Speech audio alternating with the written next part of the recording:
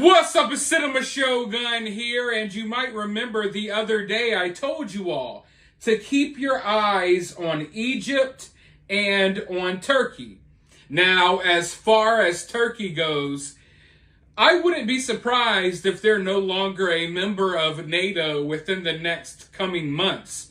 Turkey is really opposed to everything that Israel is doing, and they are not on board with NATO at all. So I don't know what's going to happen there. So keep your eyes on Turkey. Now, as far as Egypt goes, Egypt poses a more immediate threat. Now, I told you all, I reported to you all over a week ago that Egypt has been amassing a significant military force, tanks, heavy military equipment along their border with Israel and along the border of the Gaza Strip. Now, today, they put out a statement that is really concerning if you ask me.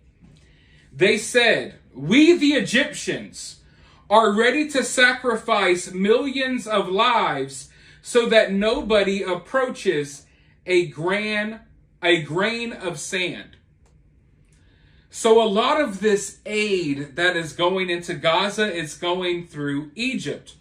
What Egypt is worried about is that Israel is going to push all of these people into the Sinai Peninsula. They're going to push all of these refugees and civilians into Egypt. Now, this threat that Egypt is ready to sacrifice 1 million lives or millions of lives so that nobody approaches their sand, not a single grain of sand, to me that sounds like Egypt wants no part of these refugees.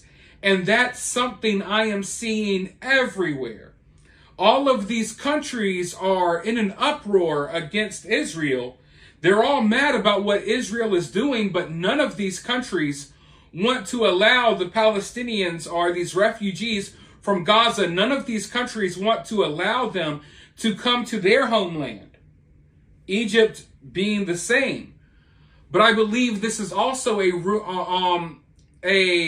warning against Israel as well. Because in Egypt right now, they're on high alert. They feel as if there's a possibility, I'm not saying this is going to happen, but this is what Egypt is worried about. They're worried that Israel is going into the Gaza Strip, that Israel is going to try to wipe out Hamas, take over Gaza, and all of these people are going to flee into the Sinai Peninsula in Egypt, and that eventually, when Israel is done with Gaza, that they're going to move forward into the Sinai Peninsula and try to take that over as well and try to wipe out whatever remaining forces of Hamas or the pro-Palestinians, whatever you want to call these people. They got so many different names. They belong to so many different groups and militias. You know, it's hard to keep up with what they're calling themselves, okay? But Egypt is afraid that after Israel makes this dismove on Gaza, they'll have an excuse to make to push even further into portions of Egypt, because that's where all of these displaced people will go. So now Egypt is gathering their forces to ensure that doesn't happen. And I'm wondering, like, what do they really plan on doing? If a bunch of refugees are coming into Egypt, are y'all going to shell them? Are you going to fire off on random refugees who are trying to escape from Gaza because of all of the, bombarding and bombing that's going on over there? Very interesting situation. Like I said, we are sitting on a powder keg, if you will. One spark and things are going to explode. And this region, there's already so many countries, so many different factions involved with what's going on over here. And now I see that there are tribes in Egypt that are threatening to gather their weapons and go to the border and force the border open so first aid can flow into Gaza. there's just so much going on here. And often you have the governments of these countries saying one thing, whereas their militaries and the militias are doing a whole nother thing. Because the reality is, a lot of these countries, even though they have governments and government officials, they're really ran by these terrorist groups or these militia groups. So you're getting, you know, conflicting information and conflicting statements all over the place when it comes to this situation. But yeah, keep your eyes on Egypt and Turkey. Egypt is definitely, you know, they're definitely getting ready for something. And I don't know exactly what that something is, but where are these people going to go from Gaza? And if these people from Gaza start pouring into Egypt, is Egypt going to carry out attacks on those people, or will they respond to Israel? You know, we really don't know. One thing we do know, though, is that America just announced that there are over 500 American hostages still being held in Gaza by Hamas. Now, this number is really concerning to me. 500 American hostages? How? How on earth did they manage to get 500 American hostages? And it seems like the number of hostages, it's all over the place. One day it's 200, the next day it's 274, then the next day they release 4 hostages, and then the next day, instead of the number of hostages going down, it goes up, and now we're at 500 American hostages? I'm honestly trying to figure out where this info is coming from. Because the other day they reported that Hamas has, you know, around 270 something hostages still. But now they're saying that there's 500 hostages that belong to America. There's 500 American hostages alone. And that doesn't even count for all of these other countries. So I don't know if they're making up these numbers. I don't know if Hamas is somehow gathering other hostages. I don't know what's going on. But I find it very odd that just the other day, the numbers of total hostages were under 300, and now all of a sudden there's 500 American hostages. I think they may be inflating the numbers in order to, you know, trying to make Americans feel better about getting involved in this war. I mean, they very well could have 500 hostages. I'm not telling you they don't. All I'm telling you is that this definitely conflicts with the numbers that we've been given thus far. And it's not like Hamas is going into Israel and snatching up more people. So how we went from, how we got to these numbers, I don't know. I don't know. But I do know that in a time of war, the number of casualties, the number of hostages, and all of this stuff that's being reported, you cannot rely on it. Because both sides will lie. Both sides will blatantly lie in order to get more support for their efforts. And, as I've said before, watch as they report these numbers. They feel comfortable reporting this many people died, this many people are held hostage, but they still cannot tell us the real number of people that were killed in the Maui fires, okay?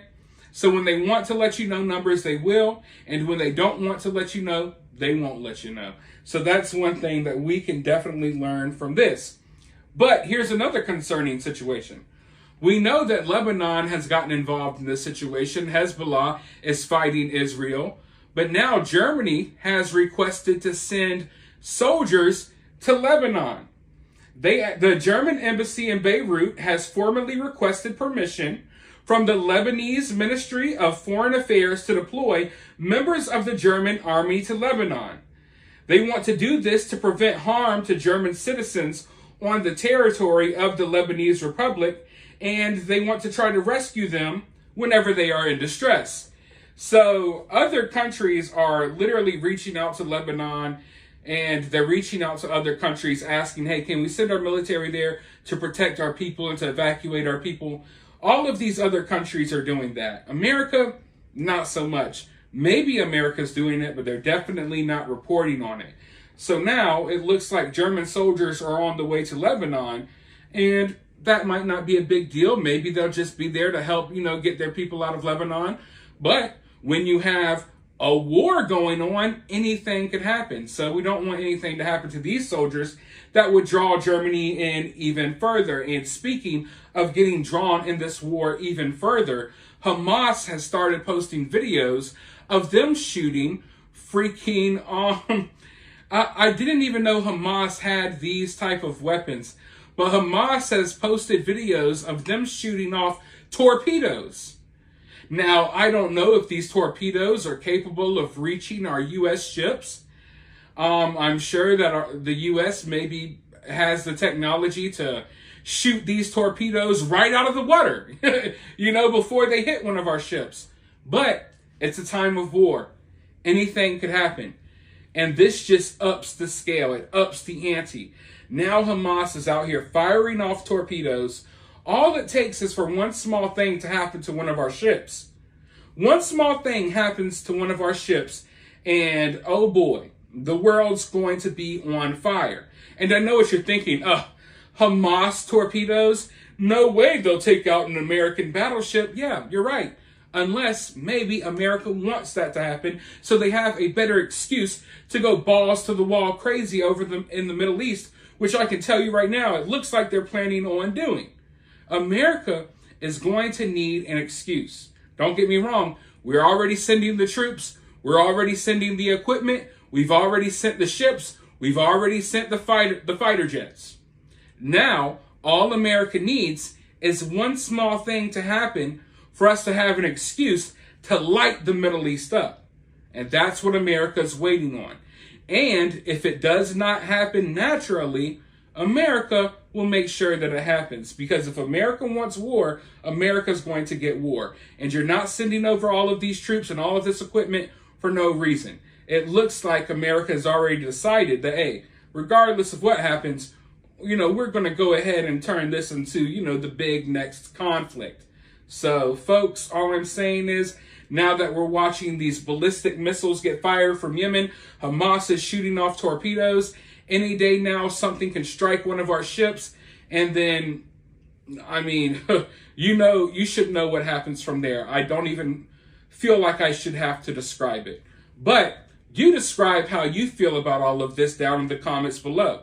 If you're feeling generous, you can support my channel via Super Thanks, or you can support my channel for free by sharing this video, hitting that like button, subscribing, ringing that notification bell. And as always, I'll talk to you all soon in the next video.